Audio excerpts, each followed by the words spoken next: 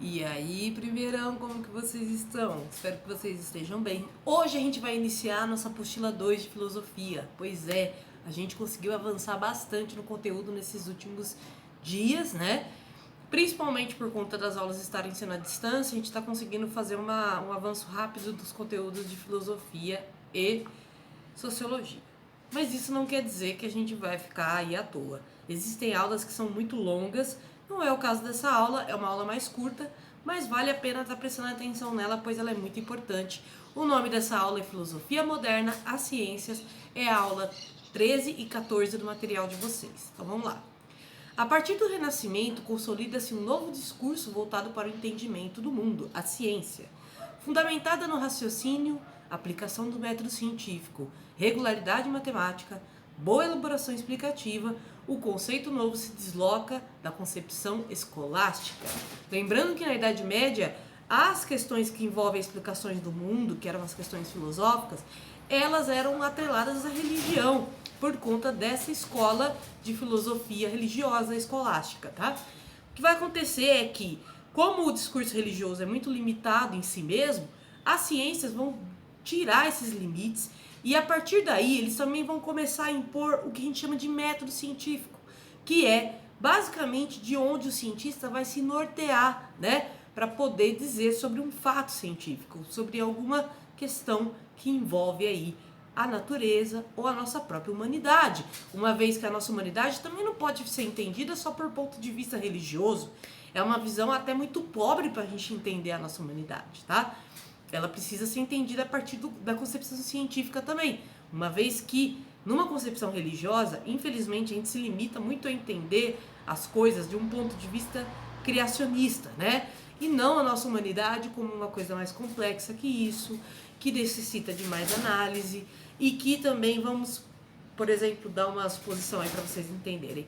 As relações políticas da Idade Média eram explicadas a partir da religião. O que vai acontecer agora nas ciências humanas é uma explicação política da sociedade a partir de uma investigação científica. Ou seja, eu não vou poder mais dizer que politicamente a sociedade é de um jeito porque eu penso, eu acho, mas eu vou ter que estudar a história dessa sociedade para entender por que atualmente ela está dessa maneira e a partir do exemplo histórico eu passo a compreender o presente, tá? Então vamos lá. Então o Galileu Galilei, que vai nascer em 1564 e falecer em 1642, e o Francis Bacon, que é de 1561 a 1626, tiveram um papel importante na formação do novo saber, seja nas experiências práticas do Galileu. Galileu, galera, ele descobriu basicamente e ele comprovou na época, né, o heliocentrismo e o movimento, né, de rotação da Terra. O Galileu se baseou tanto nas mudanças que a gente tem da estação do ano, que se vocês observarem bem, o Sol, em cada momento do ano, ele se põe num ponto diferente da nossa vista, porque a Terra está se movimentando em torno dele, fazendo esse movimento de translação, que é um movimento anual, que é o tempo que a Terra demora para dar um giro completo em torno do Sol. Esse movimento explica também a razão das estações serem diferentes. E nesse sentido, Galileu já chegou desmistificando a ideia de que as estações tinham uma ligação com a mitologia religiosa, né? E que tinha uma coisa mágica por trás de toda a formação dessas estações. Ele vai trazer uma visão lógica e também comprovada cientificamente de que sim, somos um planeta redondo, achatado aí nos polos com algumas vamos dizer assim, que a Terra é redonda, só que ela não é uma esfera perfeita. Ela tem algumas diferenças aí por conta da sua geologia, desculpa, gente. Porém, pessoal, ele tá falando numa época que as pessoas acreditavam que a Terra é plana. Eu sei, parece 2020, mas vocês vão entender. O povo acreditava que a Terra era plana e que ela estava dentro de uma gleba, e dentro dessa gleba tinha o Sol e a Lua. Isso não é incabível, né, galera? Se o Sol estivesse tão próximo da gente, primeiro que a gente não ia nem existir, porque a densidade do Sol poderia engolir a gente, tanto com o seu próprio calor, quanto puxar mesmo com a força de tração que uma estrela do tamanho do Sol tem para manter, né, para manter literalmente o sistema solar inteiro, para manter todos esses planetas que a gente entende por sistema solar, que são nossos vizinhos, o Sol é uma estrela que tem uma massa grande e tem essa força de tração. O Galileu usou vários instrumentos na época para comprovar a existência desse movimento de translação, tá? E também ele comprovou, através de observação, que não é possível a Terra ser plana, uma vez que se a Terra fosse plana, a gente não ia ter uma linha do horizonte, não ia ter essa linha que faz a gente não enxergar o além dali, né? A gente já está enxergando até no México, né? A gente já está enxergando a Estátua da Liberdade, daqui tá Itacoatimbá, tá? Com um super binóculo talvez, mas estaria. Isso é só um exemplo das partes literalmente sensoriais nossas que comprovam esse movimento da Terra. Outro fator importante é que quanto mais você se distancia de um objeto, menor ele fica na sua vista, correto? Então, se você está olhando, por exemplo, um objeto aí na sua casa, faz isso agora. Olha para um objeto e vê o tamanho que você está enxergando ele. Pega com o seu dedo e mede. Eu vou fazer a medida do meu portão, o meu dedo, do que eu estou enxergando. Vocês acham que meu portão é desse tamanho? Claro que não, né, galera? Isso é a visão que eu tô tendo baseada na distância que eu tô desse portão. Se eu me aproximar dele, eu vou ver o tamanho real dele. Isso foi uma coisa que o Pitágoras, lá na antiguidade, já tinha sacado. Quando ele vai fazer o cálculo das pirâmides a partir da sua sombra. Porém, como a gente viveu uma era de grande emancipação religiosa e que a religião literalmente sequestrou a ciência para si, né? Até as universidades, que eram espaços científicos, pertenciam às religiões. A partir de agora, o Galileu ele vai falar uma coisa que poucos sabiam, né? Ele vai trazer essa concepção de que a ciência é parte da nossa própria humanidade. A gente desenvolveu a ciência para nossa sobrevivência e deve ser vista assim até hoje. A ciência não é um luxo, ela não é uma exclusividade, não é simplesmente pagar a ciência, não é simplesmente restringir a ciência a um espaço. A ciência é um direito humano, todos nós temos direito a isso, todos nós temos direito ao discernimento, ao conhecimento, à filosofia, certo? Faz parte da nossa humanidade, inclusive desenvolver ciência, né? Então, ele vai trazer essa urgência da popularização da ciência, que todo movimento renascentista vai fazer com louvor, tá? E quando eu digo com louvor, graças ao Renascimento, principalmente, que as pessoas passaram a enxergar as coisas de maneira mais científica. Um exemplo disso nas ciências biológicas, a microbiologia. Você não enxerga a microbiologia, você enxerga o vírus, né? É a questão tipo do coronavírus atual. Você não sabe quem tá com corona não, porque não é algo perceptível, né? Porém, existe esses micro-organismos e todo esse universo. Tanto que aí no começo do Renascimento também vai surgir a biologia e eles já vão alertar sobre a existência de bactérias, de vírus, que tem inclusive técnicas que a gente pode manter para se afastar dessas possíveis ameaças à nossa vida. Uma dessas técnicas, que já vai surgir na época do Renascimento, é a higiene básica. Que era extremamente estigmatizada na Europa feudal. Os reis feudais falavam que inclusive tinha reis que falavam que era incorreto tomar banho. Pois é incorreto tomar banho. Ou seja, tinha dinheiro, tinha glamour, mas tinha muito fedor, né?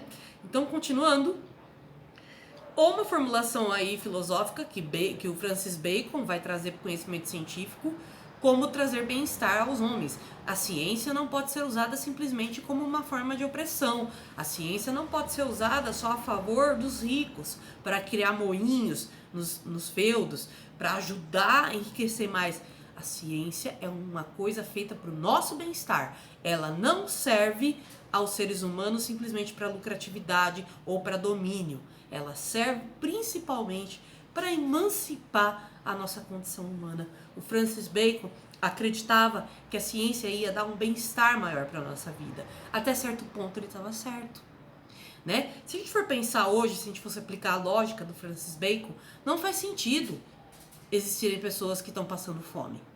Uma vez que hoje em dia a gente desenvolveu tanta ciência que a gente pode ter uma fabricação de um produto, tanto em instância agrária, quase totalmente feito por máquina, coordenada por homens, né, por seres humanos, quanto numa instância industrial, que literalmente tem indústrias que fabricam o alimento de maneira eficaz sem a mão de obra humana, só com alguém por trás controlando as máquinas. Se a gente tem esse nível de desenvolvimento já de produção, qual que é o sentido de ter fome? Então a ciência não está sendo usada para o nosso bem-estar. Entende? Francis Bacon acreditava piamente nisso, mas não foi o que se desdobrou pós-revolução industrial, quando essa técnica científica vai só servir à acumulação do capitalismo, né, do capital. Então, quando as coisas ficam repetitivas é quando entra a ciência e a filosofia da ciência. Quando o discurso vira uma coisa universal, entra a filosofia da ciência. Tem uma frase muito interessante que é assim, né, de um jornalista que fala assim: quando todos estão pensando o mesmo, ninguém está pensando.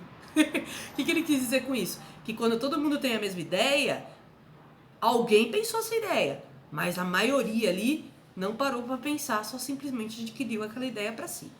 Se é papel da filosofia inovar e repensar tudo, é papel da filosofia também inovar a ciência e repensar a utilização dessa ciência, tá? Então, a gente vai ter as leis da natureza, que são as leis universais, que são baseadas no método científico de observação, experimentação e regularidade matemática. Ou seja, eu tenho que observar o objeto e descrevê-lo. Eu tenho que experimentar aquela teoria científica que eu tenho. Então, um exemplo aí de gravidade. Cadê? Peraí. Deixa eu pegar aqui essa caneta. Como que eu provo que existe um centro gravitacional no centro da Terra que atrai tudo para baixo? Qual que vai ser a experimentação que eu vou fazer? Essa. A caneta caiu. Isso significa que ela não caiu para cima. Isso significa que ela caiu para baixo. Tem uma força de tração que segura as coisas para baixo aqui na Terra.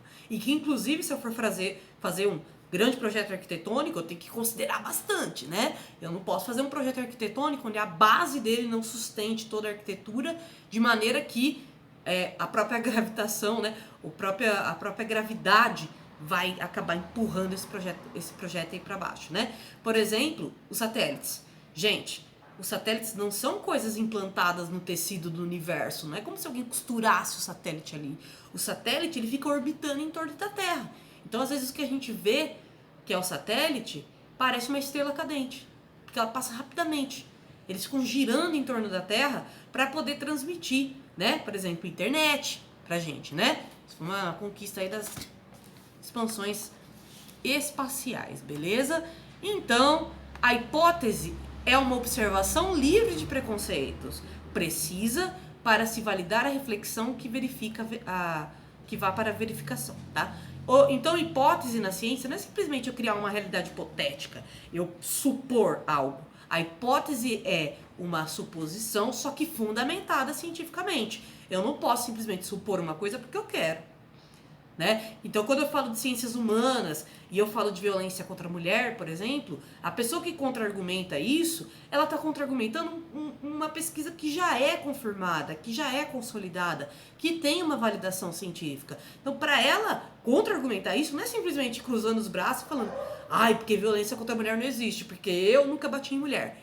É, na verdade, criando uma pesquisa de campo tão ampla quanto ele está criticando para poder contra-argumentar aquela pesquisa. Ou seja, a ciência, ela dá abertura para você criar um contra-argumento, mas isso não quer dizer, em nenhuma hipótese, que é uma abertura medíocre, que é uma coisa tipo, vou questionar por questionar, que nem esses terraplanistas fazem, né, galera? Que eles simplesmente questionam várias validações científicas antiguíssimas nossas, sem nenhum referencial realmente concreto, né? Eles não têm um referencial concreto. O referencial concreto deles é ridículo. É tipo, por que um avião, quando vai pro Japão, faz a rota, então, por vários países da Europa, passando pela Ásia até chegar no Japão? Se a Terra é plana, era só de fazer a rota inversa.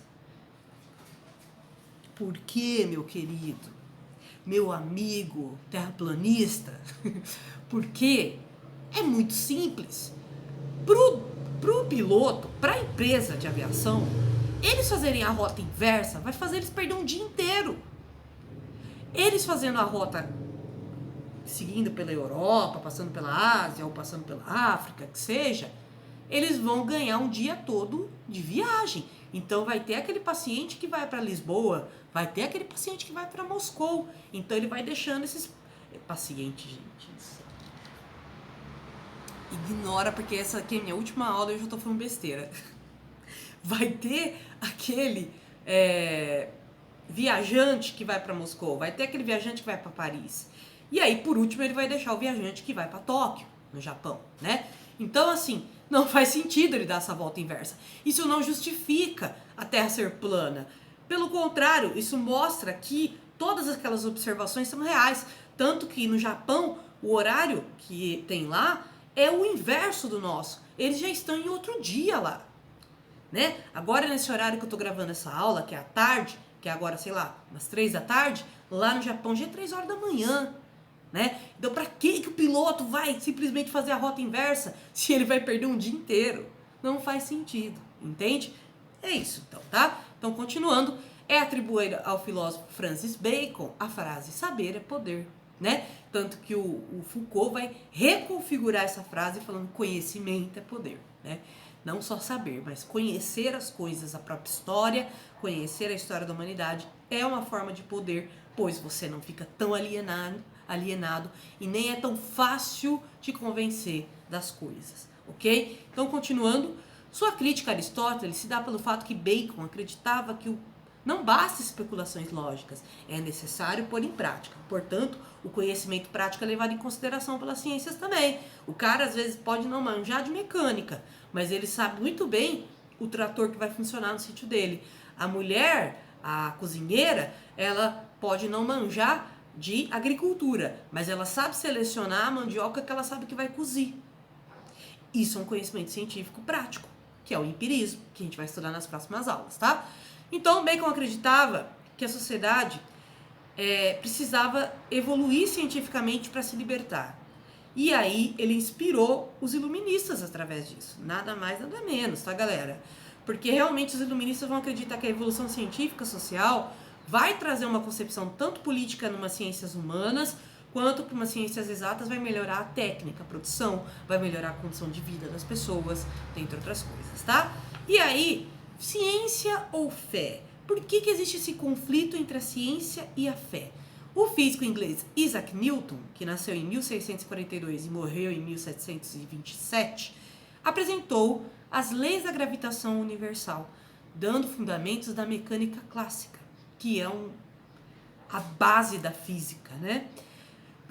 As leis observadas de Newton se aplicam em todo o universo. Quando questionado pela igreja, ele afirmou que somente um Deus seria capaz de tal equilíbrio no universo. Dessa afirmação, nasceu o que chamamos de Deus relojoeiro universal. É um Deus fundamentado numa lógica científica. Ou seja, nem todo momento a ciência vai bater de frente com a fé. Ela vai bater de frente com a fé nas ideias, que são outros 500. E quando eu falo de fé nas ideias, é quando você tem uma crença numa ideia sua e não adianta evidência debaixo do seu nariz que você não acredita, você pôs fé naquela ideia. Ter fé em Deus não é um problema para a ciência. Ter fé nas ideias é um problema, pois o cientista tem que estar aberto a, inclusive, entrar em contradição nos seus próprios argumentos, quando uma evidência contraria suas teses, contraria sua hipótese. Portanto, o cientista pode ter a fé religiosa, mas ele não precisa ter necessariamente a fé nas ideias. Beleza? Então, continuando. Após a Revolução Industrial, surge a tecnologia, um conceito de ampliação científica na produção. Sem essa lógica, jamais teríamos acesso a celulares, computadores, automóveis, etc. Tá? Até porque tudo isso foi ligado a essa industrialização. A melhoria nos automóveis, a produção de mais meios de transporte, tudo para circular pessoas e mercadorias, né? Tudo em torno da industrialização. Então, vamos lá. Isso também mostrou que a ciência não é neutra. Um exemplo é o conhecimento atômico, que, embora pareça irrelevante para os ignorantes, é um conhecimento ligado a armas de grande potencial de destruição, por isso restrito ao número de cientistas ligados à política ao poder. Por que a política mantém os cientistas de energia atômica debaixo do seu braço? Porque eles sabem que a energia atômica pode se tornar uma arma de guerra, ponto. Tá? Porém, para a ciência, a energia atômica podia ser energia elétrica universal, no caso de fonte atômica, né? e a gente não precisaria pagar conta de luz.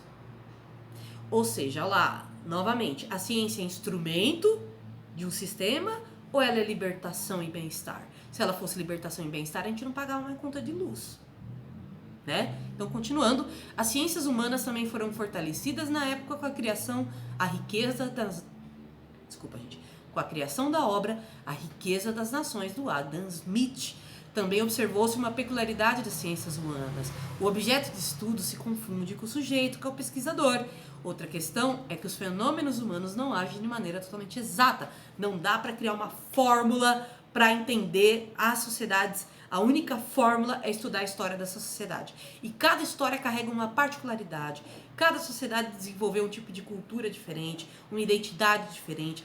Portanto, não dá para eu aplicar a mesma lógica de entendimento da história da China, que é uma civilização que desde a antiguidade é muito grande, e do entendimento de uma civilização como o Brasil, que é uma civilização que dos moldes que a gente está acostumado, surgiu só na modernidade, através da expansão do capitalismo, a expansão marítima, dentre outras coisas, tá?